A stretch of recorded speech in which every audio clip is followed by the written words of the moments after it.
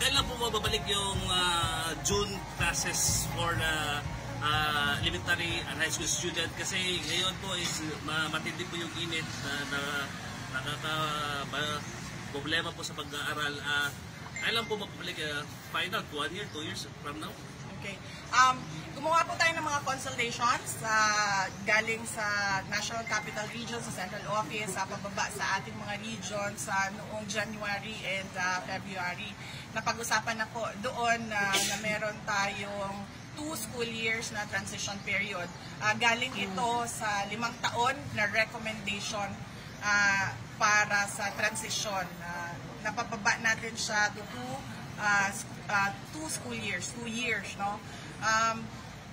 Ang ginagawa po natin ngayon ay ang polisiya ng Department of Education kapag merong weather disturbance, in this case, mataas ang heat index ng iba't ibang lugar sa Pilipinas, pinapayagan natin na magdesisyon ang school head or ang principal na mag-alternative modes, delivery modes or ADM, kung naririnig niyo yan, ADM yan siya na tinatawag.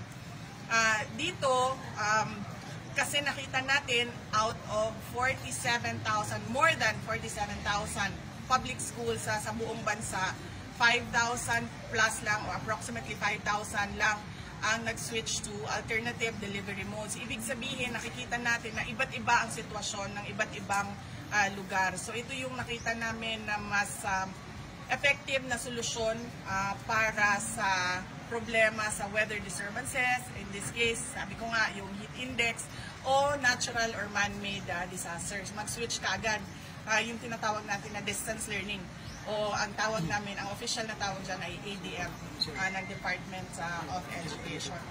Pero, bago umalis ang ating Pangulo papunta sa Trilateral Summit, meron kaming nabasa, nakita sa kanyang mga interviews na meron siyang tinitingnan na pagpaikli ng pagpapabalik ng ating school calendar sa traditional natin na pagtatapos ng March at pagsisimula ng June.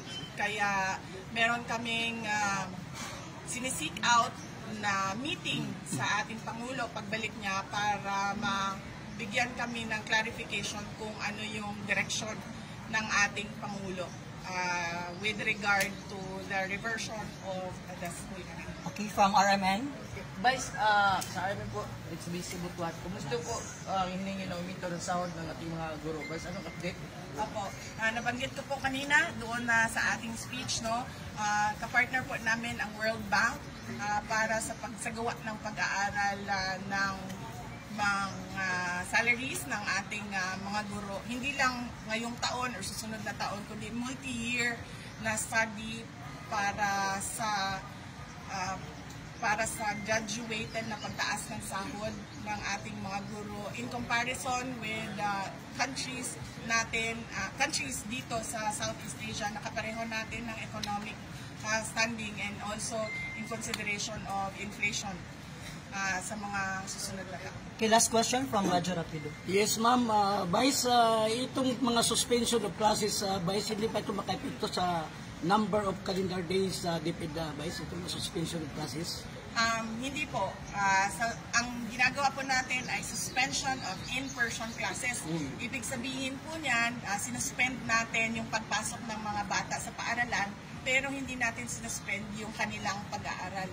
Kaya po, alternative delivery modes ang tawag sa kanya because yung delivery natin hindi na siya sa loob ng classroom, kundi distance learning na siya. Ibig sabihin, kung yung klase or yung paaralan meron silang online, nandun sila sa online, at kung wala man silang online, nandun sila sa modular or mga performance tasks na kailangan na gawin ng mga bata at i-submit doon sa kanilang mga group.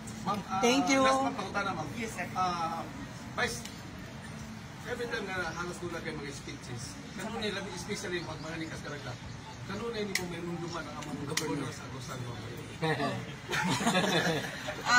Because unang-una, nagpasalamat ko permi kay Governor EI, Governor Angel Amante sa iyahang pagdawat sa amua dinhi permi sa Agusan del Sur. Very welcoming siya katong katapusan na naami dinhi para sa ato ang World Teachers Day.